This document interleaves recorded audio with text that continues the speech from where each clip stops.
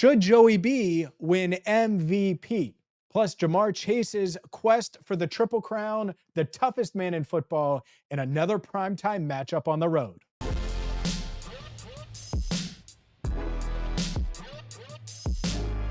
Hi again, everyone, and welcome in to Enter the Jungle. I'm James Rapien. He is Andrew Fox Miller. Happy New Year. That's right. Happy New Year. We don't take any days off, Andrew.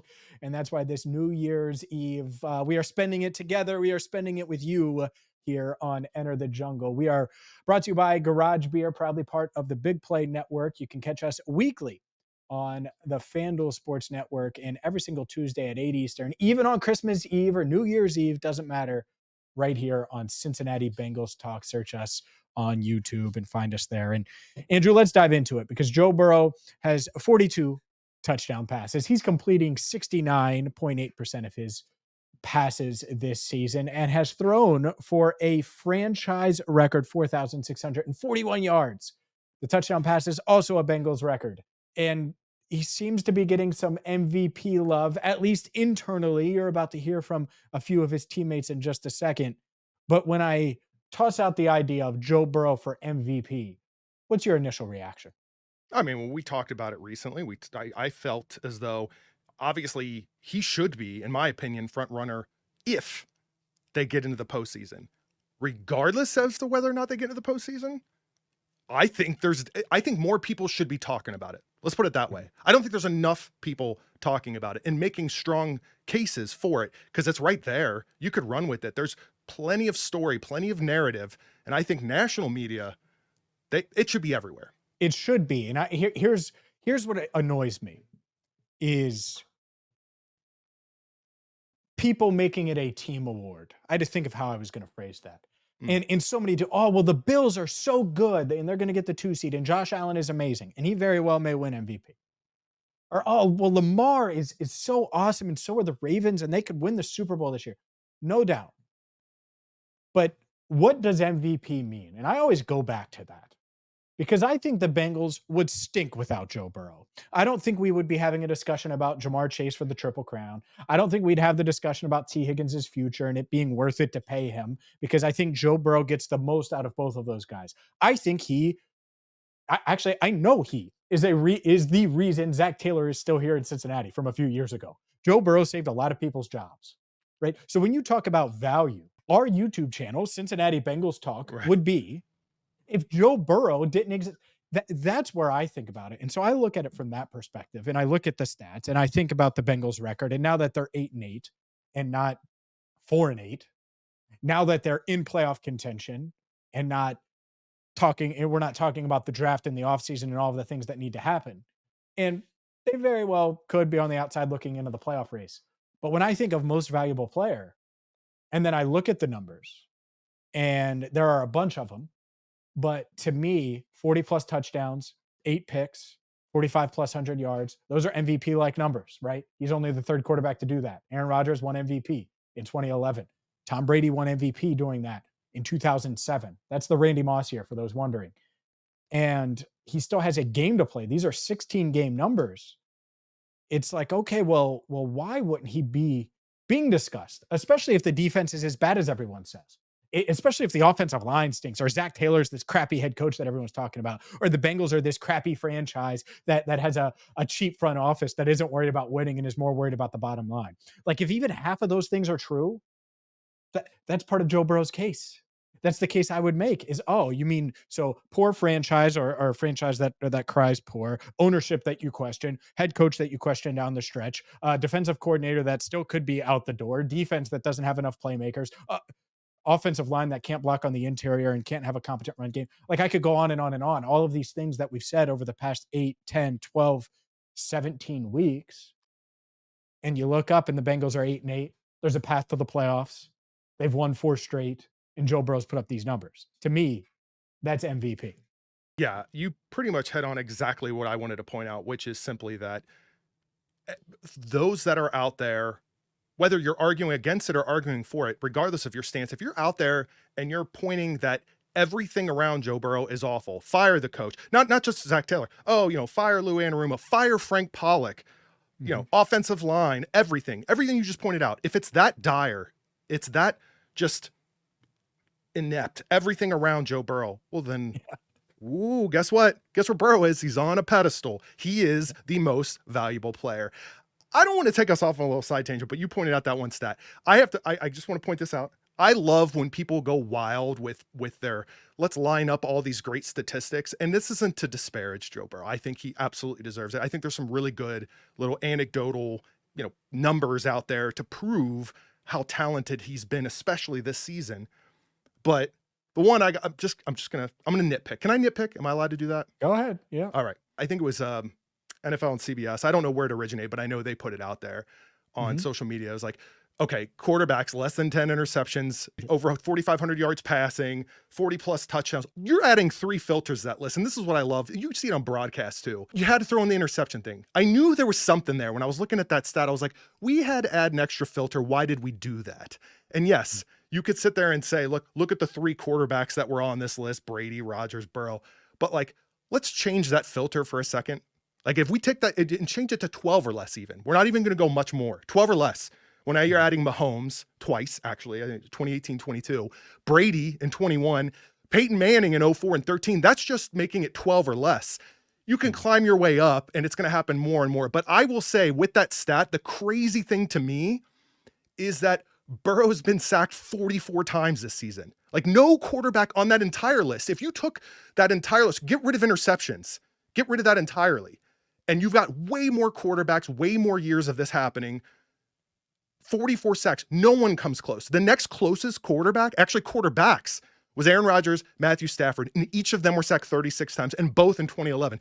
That is insane to me that he's literally getting back up and putting up those numbers. Yeah, he plays the position a certain way. He's going to take hits. The offensive line is going to give up hits, give up pressures. He's going to extend plays. And so that's part of it is the style.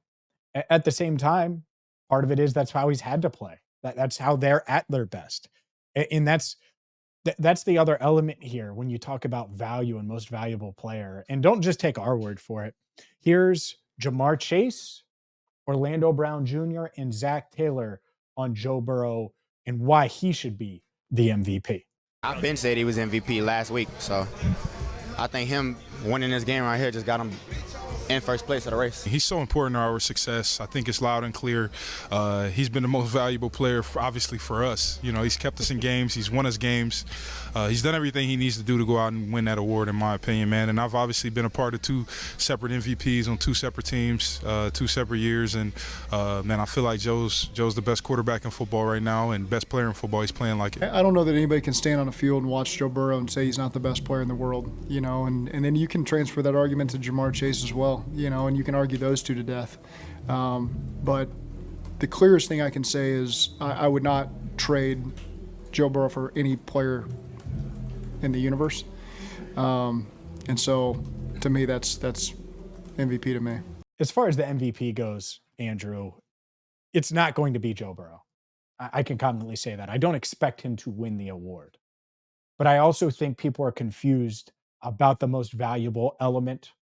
And I just look at the way the Bengals are built, the way they do things, the way every single thing runs and funnels through Joe Burrow from beginning of the game to the end of the game. They ask him to extend plays. They ask him to make the right checks, to make the right calls, to audible to get to the right play.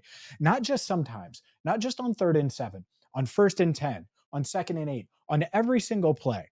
So on Saturday night against the Steelers, if they run 72 offensive plays, every single time, the weight of each play is on Joe's shoulders. And most of the time he gets it right, of course. And that's why they do that. But there's so much value there that I really, that's what I come back to. These other quarterbacks, they do have some easy buttons, easy things to lean on. The Ravens, obviously, with Derrick Henry. I mean, it's such a natural fit there to have the read option with Lamar and Henry. Lamar deserves a lot of credit for that, right? Because of his skill set. But I do think that is an interesting element to it. The value with Josh Allen. It's very similar to Burrow. I think they put a lot on him. Not as much. They have that run game there. James Cook has been cooking, literally. But you look at it, and to me, the MVP should be those 3 guys in any order. Obviously, we're close with seeing it week in and week out with Joe Burrow. So he would be my MVP. I agree. The way that they're constructed, to your point, run game is night and day compared to what Bengals are achieving on offense or trying to intend on achieving on offense and defense. I mean, like all the things that people complain about the Bengals, they compare naturally to a division opponent, the successful ones. And being the Ravens, look at the things that they have achieved that the Bengals, they feel are lacking. And through it all, Joe Burrow's putting up those numbers. MVP, man. In our hearts, if nothing else, that's where we are. This is what's going to have to be. Like, the CBT MVP. Right. Oh, yeah. You thought it was going to be you. It's going to be Joe Burrow. No. Yeah, no. It's going to be Joe Burrow. Up next, will Jamar Chase win the Triple Crown? And T. Higgins, is he staying? We'll get to that coming up next. Welcome back to Enter the Jungle. He's Andrew Fox Miller. I'm James Rapien. Happy New Year. And in the new year, will Jamar Chase win the Triple Crown? Well, he's leading the NFL in receptions, yards, and touchdowns going into the final week of the season. He has 117 catches. That's a Bengals record. He broke TJ Hutchinson-Zada's record from 2007 of 112 the other day against the Broncos. He has 1,612 yards, which is nearly 200 more than Jamar's franchise record that he set as a rookie, 1,455 yards. Did it in 16 games, by the way. Also has 16 receiving touchdowns, just one away from tying Carl Pickens for the most receiving touchdowns in a season in Bengals history. This is very simple to me. And I know my good buddy Bengal Jim isn't going to like it. And shout out to him for the helmet behind me, by the way. That's courtesy of Bengal Jim. But 117 catches, 1,612 yards, 16 touchdowns, dominant against the Ravens this year. He's been dominant in all these matchups and made clutch plays, key plays in these tight games. You expect him to do it week in and week out. Jamar Chase is the best receiver in franchise history. I know Isaac was great. I know Chad Johnson was great. All of these guys. Jamar is 24 years old and is doing stuff that no one in team history could have thought of doing. And that includes those guys. I know it's a different game and all of those things, and you can't don't care. Jamar Chase, he wears number one. He is number one. He's the best receiver in team history. If there are people like Bengal Jim and others out there that are disagreeing with you, let's define best then, James. Are we saying best as in I would have him over any of those players on my team? Or is it I feel as though he's the best, let's just call it based off what? I mean, it can't be accomplished. I guess to a degree it could be accomplishments. But how are we defining best? Well, he can be TJ Hutchinson-Zada by lining up in the slot and making the right reads and catch a bunch of passes. He can go outside and run go routes and make deep plays like that. He can turn a 5-yard hitch into a touchdown. He can do everything. He is the best. He's asked to do more. He's asked to move around. Chad wasn't. He's asked to go downfield. TJ wasn't. Isaac went downfield. It was a different game then, but was he doing everything that Jamar is doing and asked to do everything that they asked Jamar to do? The answer is no. Jamar Chase, much like Joe, when you have a flawed roster like this, you really lean on your talent and your elite talent. And your elite talent is Joe and Jamar. There's no one better than them in this offense of what they're trying to do. And so, yeah, they move Jamar around more than any receiver. That's why it's been so hard to contain him this year. And it's because of his football intelligence as well. That part goes unnoticed. We know how strong he is, big he is, how he breaks tackles, all of those things. So call it what you want. I don't think there's been a receiver in Bengals history that has been asked to do as much as they asked Jamar to do. And he has the most receptions in a season in team history. He has the first and second most yards in a season in team history. He has a 16 touchdown season already, a 13 touchdown season already. Like, we could go on and up and down the list and do whatever you want to do. But I think he's the best. I think if he retires tomorrow, when I put together my Mount Rushmore of Bengals receivers, not best resume, best receiver, I would have Jamar Chase number one. All right. I like that. I like the if he ends now, because that's where I wanted to go. And I was like, do I want to go down that path? Because then who knows? Right now. I mean, you answered Chad it. Yeah. Chad wasn't, and I'm the biggest Chad fan. Chad wasn't asked to do this stuff, man. No. He wasn't. You go out, line up, win. Right? Kicked a field goal. Hey, they may need him on Saturday night.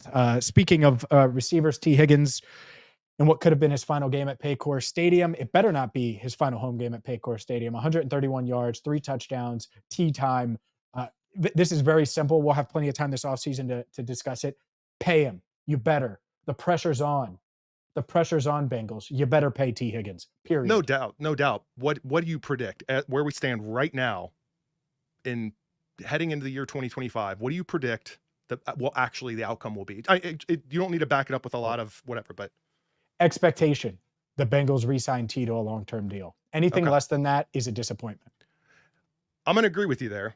And you said it's simple, but I can keep it simple and just say, look at the facts here. T hires David Mulligetta to represent him, an agent who has a reputation for, one, getting his clients as much guaranteed money as possible, and two, as a result, not working out really any deals with the Bengals. T then he splits with Mulligetta, now represented by Chase's agency. Joe Burrow recently says, I'm confident that we're going to be able to do what it takes to bring T back. So worried about paying T. Higgins wide receiver money? Are we worried about that? Aside from switching agents, T himself even commented on his value, right? Reportedly saying that not necessarily wide receiver 1, but I hope he gets paid. I hope he gets what he wants. But he recognizes that he's playing with what he referred to as, if not the best, one of the best quarterbacks, and if not the best, one of the best wide receivers. And all those things adding up, I mean, either way, Riley Moss does not want T. Higgins in his division. Let's just put we don't want that. No doubt. Didi Kikabwala was the one that reported that, said, quote, yes. T. Higgins told me last week that being paid as a wide receiver 1 is not necessarily his number 1 motivator.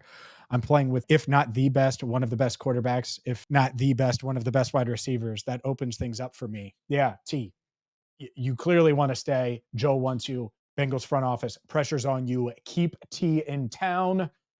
Will it be tea time on Saturday night? The Bengals certainly need to get a win. Saturday night, they're going to make some history. Win, lose, or draw, Andrew. And it's kind of the short end of the stick. We'll get to that coming up next. Welcome back to Enter the Jungle. I'm James Rapien. He's Andrew Fox Miller. It is Bengals. It is Steelers on Saturday night as the Bengals try to keep their season alive. If they win, they'll improve to 9-8 on the year. It'll be their 4th straight season with a winning record, and they'll keep their playoff chances alive. Now, they need the Chiefs to upset the Broncos. The Chiefs expected to rest multiple players this week. That game on Sunday at 4:25. They also need the Jets to beat the Dolphins on Sunday at 4:25. But it only matters, Andrew, if they handle business on Saturday night, and they're being asked to do something that no other team in NFL history has had to do. The Bengals will play their 5th road primetime game on Saturday night. That's the most for any team in NFL history. It will be their 6th primetime game. They've only had one at home this year, that week 3 matchup against the Commanders. They were flexed out of Thursday night football because the Browns stink a few weeks back. And so that was a 1:00 Sunday game. And so 5 road primetime games. The Bengals are 2-2 with wins over the Giants and Cowboys on the road primetime so far this season. They'll try to make it 3-2 on Saturday. Yeah, I mean, obviously schedule makers know what they're doing here. Bengals can't control the outcome of either of those games. They can control their primetime game on Saturday nearly 24 hours before both games are going to be taking place. So all you can say is this. Hey, here we are, week 18, not one regular season game where the team wasn't playing for something. So I guess we could count our blessings there. By the way, I should point out the Chiefs, assuming Carson Wentz is at quarterback for the Chiefs, Bengals fans should know that, like, Wentz, he has a charity, he has a foundation out there. You could Google it. AO1 audience of 1. I'm just saying, if he ends up beating the Broncos and he's a big reason, what do we do? Like, it's like the Dalton and Buffalo scenario. Let's everybody donate $11 to his foundation. Just a thought. We'll throw it out there. Speaking of Buffalo, who knows? Maybe Tyrod Taylor will start for the Jets. Regardless, you're rooting for Aaron Rodgers, Tyrod Taylor, Carson Wentz. You need those 3 guys to ball out on Sunday, but it only matters if the Bengals do something that no team has been asked to do. Go on the road for a 5th time in prime time and handle business against the Pittsburgh Steelers. One reason why they might be able to do so is because they have the toughest man in football on their team. And yeah, that might be Joe Burrow, or that might be Ted Karras, or that might be insert whoever you want. But there's a real tough guy that deserves credit for what he did and what he's going to do this week. We'll get to him coming up next. Welcome back to Enter the Jungle. He's Andrew Fox-Miller. I'm James Rapien. And Andrew, I think the toughest man in football resides in Cincinnati. And you can make the case it's Joe Burrow, and rightfully so. You can make the case that it's some of these other guys that have played through injury this year. I'm going to make the case for Orlando Brown Jr., who's 6'8", 350 pounds, and played on a broken fibula. It's broken in 2 spots. Played the Broncos. The broken fibula has not healed. And so he's waiting on that to heal, playing, expects to play this week as well. Didn't give up a pressure against the Broncos. And so the Bengals Pro Bowl left tackle showing up big, playing through the pain, just tough. You want to talk tough? He's tough. We saw a penalty, some mental error, like getting back in, a little rusty there. But physically, the fact that he went in and did that, like, I know it doesn't qualify. Can we make an exception? Like, let's just give Burrow MVP and comeback player of the year to Orlando Brown Jr. Let's just call it. Yeah.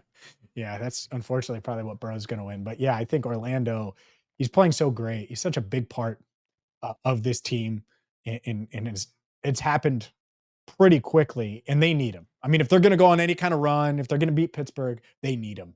And so hopefully Orlando Brown Jr. can look like he did against the Broncos again on Saturday night against the Steelers. Make sure that you check us out, Cincinnati Bengals Talk on YouTube. Hit that subscribe button, and Happy New Year. For Andrew Fox-Miller, I'm James Rapien. Thank you so much for watching Enter the Jungle.